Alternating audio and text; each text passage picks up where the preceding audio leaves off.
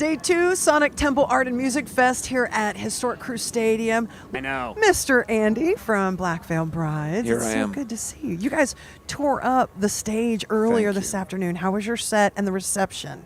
It was amazing. I was talking to somebody before the set, and we've been doing this so long, and we haven't had more than 2 weeks off since August, so we're very well rehearsed at this point. So I wasn't nervous about what we were going to do, but at festivals, there's always some stuff that could go wrong, right? Yeah. Other people's gear, whatever. And I'm happy to report that we had a mostly tech issue-free show today. Well, Nice. fantastic. And the crowd was incredible, so it was lovely. And as a musician, when you're on stage, you hear little things, but nobody else notices. So Yeah, no. that's a good sign. Well, we've been doing this long enough to know that you don't make a big deal about it if something's going wrong, right? Yeah. So it's part of the show. You've just released Bleeders, and there's so much That's why to I'm talk covered about. in blood right now. Yeah. Oh, I love it. Okay, so there's just so much to talk about.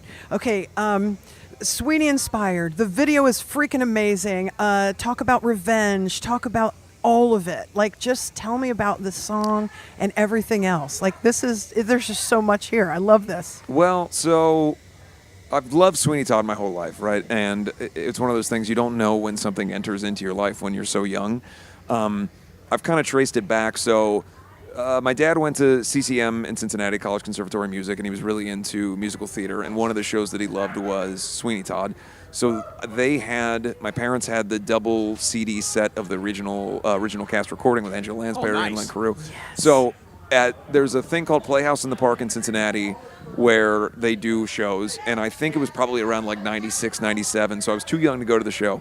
But they went to the show, so they must have been listening to the soundtrack in the house, because how else does the 6-year-old stumble across this, right?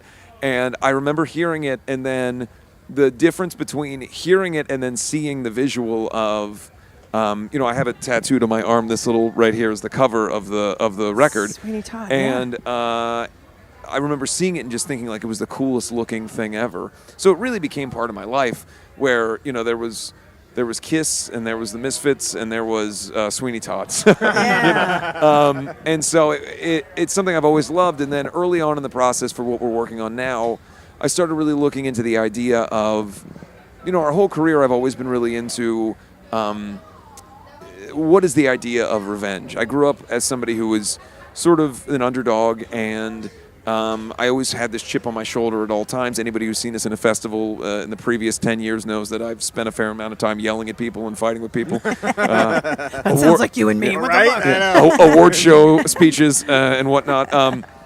But so it's always been a part of my life. And growing up playing sports, it was also a significant thing of like, you have to push yourself more, and you got to prove yourself. And so I was curious about, I can't think of many times in my life where that's come to fruition in totality, where the revenge comes from doing something great, right? Or living your life the way that you wanted to, or enjoying your life. Like it's revenge that comes from joy, I suppose, as opposed to, this person, I've shown this person. But you still, like all of us who feel that way, you like to think, I'm going to show them, right? And so what is that? So I started writing about what that is, and then I thought, well, there's this thing that's central to my love of music, which is Sweeney Todd, which when they first came out was called the Revenge-sicle, the musical. And the whole story is about revenge. So how do I combine this thing that I'm writing about with this thing that I love? And that's how you get Bleeders. And then, we made the video with Jensen Owen, who helped us make a version of the movie that I've always wanted to see, and Yes. We're off to the races. It is so dark and Yeah. awesome. I freaking love it. Yeah, That video, I was like, we got to put it on the big screen TV. I can't watch this on my phone. That's bullshit. So good. Thank love you. it. Yeah. I mean, I've always wanted to work with him, and obviously he's done incredible stuff with Falling in Reverse and so many other bands. So, he created something that, for me, it was like I kind of made the joke when we were there filming it, just because of how much I love this character and how much I've always wanted to be this character. It felt a little bit like, and I don't want to sound insensitive, but you've seen those videos of like a high school team where like there's the one kid who never gets to play, and then the last game of the season they all like they let him in, but then they let him like score a touchdown or whatever. It felt like everybody was just sort of letting me do this thing, like let's let him be Sweeney Todd. Come on. So we're going to call you Rudy once in a while. Exactly. Yeah. The only difference is Rudy didn't have to pay for the opportunity. So at the very least, I was financially responsible for the event, but people let me do something pretty awesome. Did you know that you always wanted to incorporate the theatrics into it? Because I always have.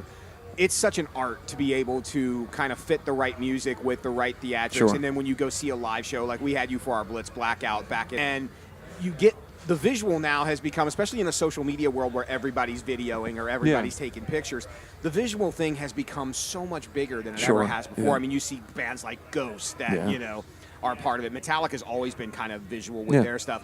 Is that always something when you decided to start down this road, did you always want to find a way to incorporate that into what you guys do? Yeah, I think a lot of it also comes from, obviously, the bands that influenced me, but also I was 16 when the band started touring and people knowing who we are, and I felt like I had to create a version of myself that wasn't somebody that would be sitting in class with you. Do you know what I mean? And when you're that age, you have insecurities about, you know, I was touring. Everybody else in the band was 10, 12 years older than me, so not everybody being that age, but, you know, the people who were either in the band or around us working for us, there was a significant age difference between me and everybody else, so I kind of had to create myself into something else, and the makeup and the theatrics and all that stuff lends itself to it because I could become the version of Andy that was on stage that was different than the version of Andy who was a high school dropout that was like trying to fit in with everybody. So I think it served well in that way. As I've gotten older, I've found that it's really central to my interests to what is now referred to as like world building, you know,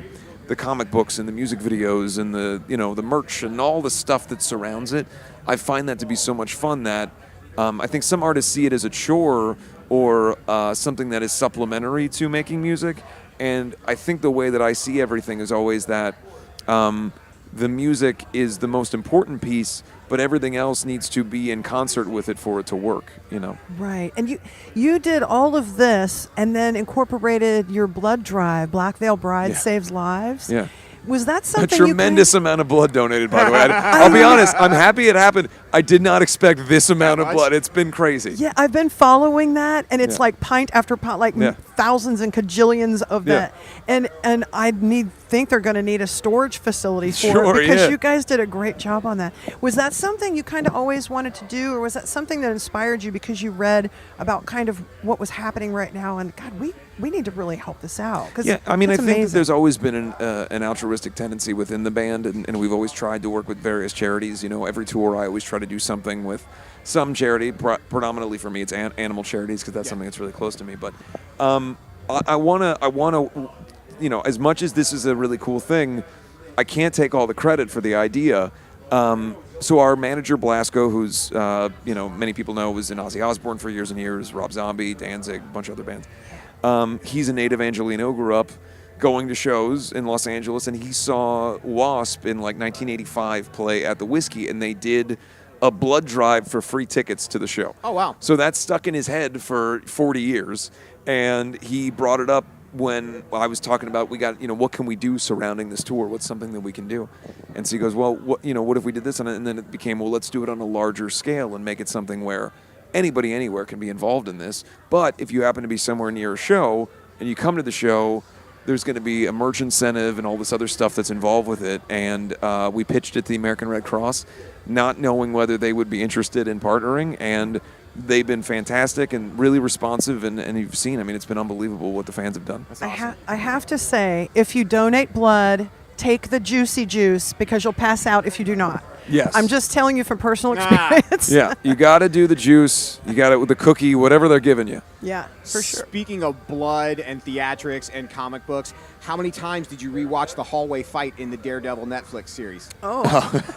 You know what's so funny is, so the new series that's coming out. I can't wait. So my friend Ryan Downey, who is a writer who many people know, he's one of my best friends, and I would say like 90% of our text exchange these days is just like blurry set photos of the Daredevil, like upcoming Born Again Daredevil thing. Yeah. So I'm very, very excited for that. I love the Netflix series. I'm so excited that the MCU has rightly decided to take all of those shows in. I saw, you know, the actress who plays Jessica Jones has purple hair now. Yeah, Kristen Ritter. Ritter, yeah. She's got the purple hair a la the comics, so I'm very hyped for all of that. Punisher. Punisher. I watched that Netflix show because I didn't think they could do it as good as they ever did. So when the MCU redid it, I'm like, how are you going to redo that any better? But I remember watching that hallway fight for the first time, and I'm like, this is the most incredible fight scene I've ever seen. The whole show is unbelievable, man. It's really it's like a hidden gem where people don't realize how good it is. Yeah. You know, because it was an MCU, now it is, but I think people will hopefully go back and see it. When you watch him, you go, he gets the shit beat out of him the entire time. Yes, yeah. Like, it's unbelievable. But it's also like, that's another thing that I love about superheroes in general is characters to show the pathos of like the pushing yourself. There's that famous panel, the Come On Superman or Come On Spider-Man panel where he's trapped underneath and he push, and they use that in Homecoming. I love that kind of stuff because again, I always sort of resonate with the underdog idea. You are a huge graphic novel comic guy, and talk to me about being Ohioans.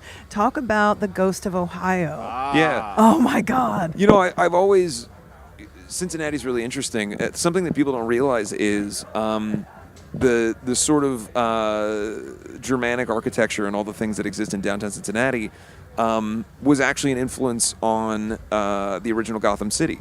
I don't know how or why, but at some point Bob Kane decided, when Bob Kane and Bill Finger, who created Batman, they listed 100 million years ago, not literally, but that Cincinnati and the Art Deco architecture and the Germanic architecture was an influence on Cincinnati. And what you realize is a lot of the things that exist in Cincinnati were sort of precursors to a lot of New York.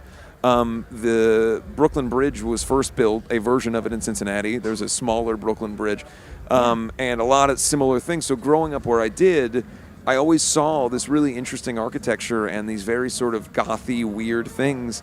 And then there's so much odd history in Cincinnati. Like I went to day camp at a place called Dunham, which was formerly a tuberculosis or consumption hospital for 100 years, and then the baseball fields that I played on as a kid were Potter's graves. There's all these really weird, twisted things. So places that I spent a lot of my childhood are on like top most haunted places in the world. Creepy. So I started doing research into this, and then I thought, well, what if I told a ghost story that's set in the west side of Cincinnati where I grew up, using all of these things sort of as the backdrop. And that's kind of how that all came together. Dude, when I was at UC, we had an apartment in like right on the border of over the Rhine. Yeah. And everybody swears it was haunted, and we used to hear and see things, and my dogs would go crazy. Turns out, during the Great Depression, it was the clinic or like a hospital where people had went to, and they remodeled it into like apartment type places. Yeah. And they're like, oh yeah, people died in there during the 30s. That was like the medical hospital. And your bedroom was actually one of the operating rooms. It's crazy. Oh, there's so much of thanks. that. The place that I went to summer day camp, little kids,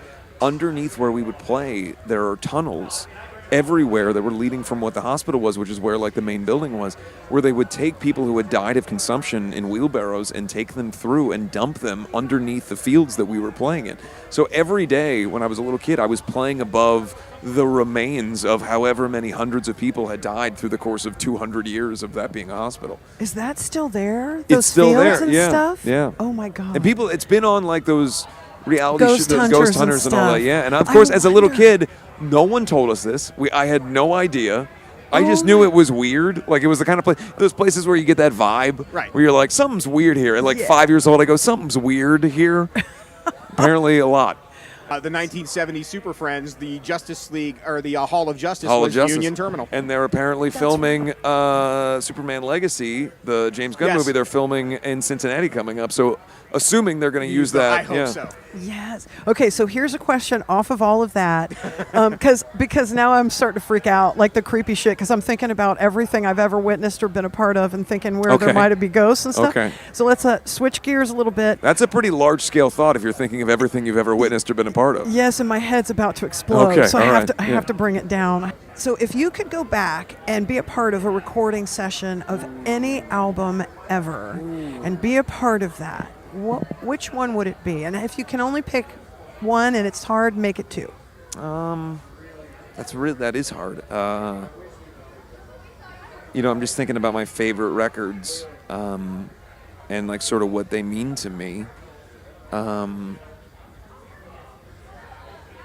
guess I would be interested to see Springsteen during the Born to Run era, that youthful and that sort of where he's writing with a lot more reckless abandon because he doesn't have everything that he later has in life.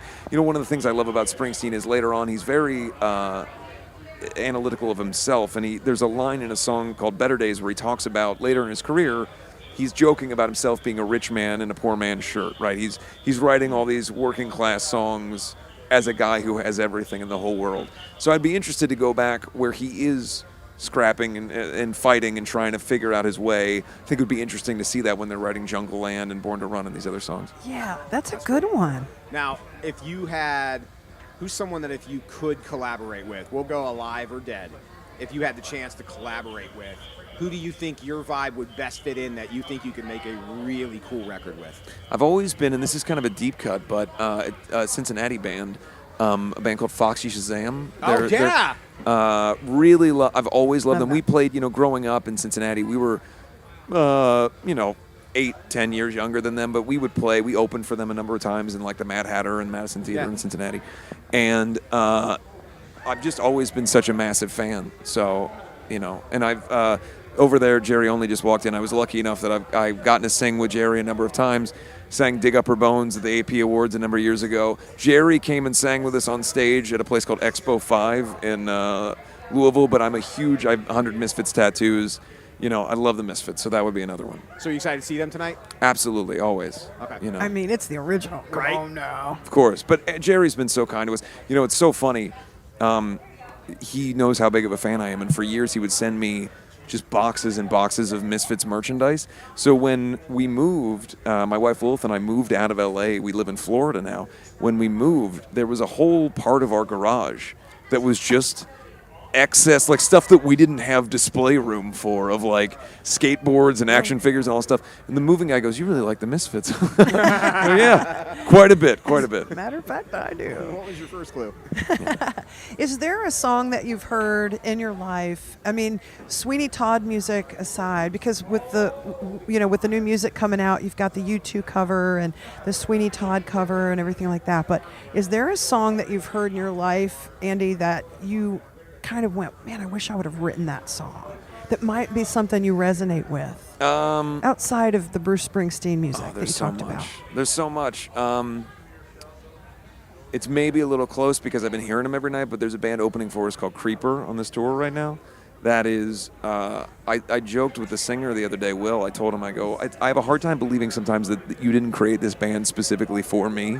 Like, I'm such a fan of them that I think everyone in the whole world should listen to all of their music, because I think that they're one of the absolute best bands that's out right now. So, I'm every time I listen to him come up with something, because we have such similar interests, I should have written that song, So that's it. Yeah. Go listen to Creeper. Go listen to We got them Creeper. on tour right now. We're going to be doing more with them. They're my favorite band that's out right now. Okay. Very cool. I like. Do you have any more? I'm good. I'm ready to just have fun and maybe get a cocktail and Okay. hang out. I'm going to go pee. I haven't peed since we were on stage, so that's my next move. We You talked need about to- this earlier. We were Oh, doing we this were last gonna do night, it. and we were sitting through an interview, and in my whole head, I'm like, I really gotta go. Well, it just occurred to me, my parents are here, so I went straight from stage to hanging with my parents to here, and it just occurred to me that I have not yet peed. So that's my Yes. next move. It's You sat here definitely last need night. to take care of that business. I told Ronnie, I'm like, we had an interview with Dan Dan from from- Disturbed yeah. was out here, Yeah. and then we all started talking. Yeah. And then I was like, please, dear God, let there be an opening in this Gotta have that conversation space, so yeah. I can Go run to the exit porta pretty potty. quickly. Yeah. Awesome. Well, let's let you get to that. Thank you for taking some time with us, Andy. And I wanted to mention real quick while we're getting up so you can go pee, I used to drive a Geo Metro too. You did? Yep, and I wrecked that bitch. Mine It was- had a Really? sewing machine engine. Yeah. But dude, don't you wish you had it now? Because it I got really like do. 75 miles. Oh, of yeah. gas. Yes. I got gas about once a year in that thing. Yes, and it was great on snow. Yeah, well, mine was falling apart. So, but yeah, I mean, the trouble with mine is that there was all kinds of transmission issues. So I would drive. Most of the band members at the time were in northern Kentucky, so I'd be driving to Independence, up and down those hills, just like. But I remember because this is like when I had it was during the big oil crisis, like 2008, whatever. Right. People would come up to me at gas stations and be like, "Hey, how much can I get that car for?" Or whatever. I'm like, "This thing?" Anyway. Yeah, I Fellow loved my Geo Metro car. owner. Yeah, dude, it was I used the to best. always want to do during 2008. I always wanted, because they used to have those Dodge commercials and be like, is that a Hemi, right? Yeah. I always wanted to do, like, if I was Honda, Yeah. I'd have been like, pull up in an Accord and be like, Yeah. that's a Hemi, right? The first car I got when we had any kind of success was a muscle car, and then I was like, oh, now I get 2 feet to the gallon. Right. Like, it's a very different experience. Yeah, I heard you talk about that once. I go, man, if I get a chance to talk to him, I got to tell him how much I loved my little Geo Metro too. I'm sure it's still somebody's got it. Those things go forever. I see them all the time. Yeah, Somebody's it's a driving one. flashback. Yeah. Who's laughing now, bitch? Exactly. Well, keep following Black Veil Brides. Andy, thank you for your time. I appreciate it. And Thanks, guys. Set on Stage today was fantastic. Thank it you. was really Appreciate it. great. Thanks, man. Thank Thank you. You've got blood on your head. I just wanted to mention that. I You do. should get that looked at. I'm a bleeder.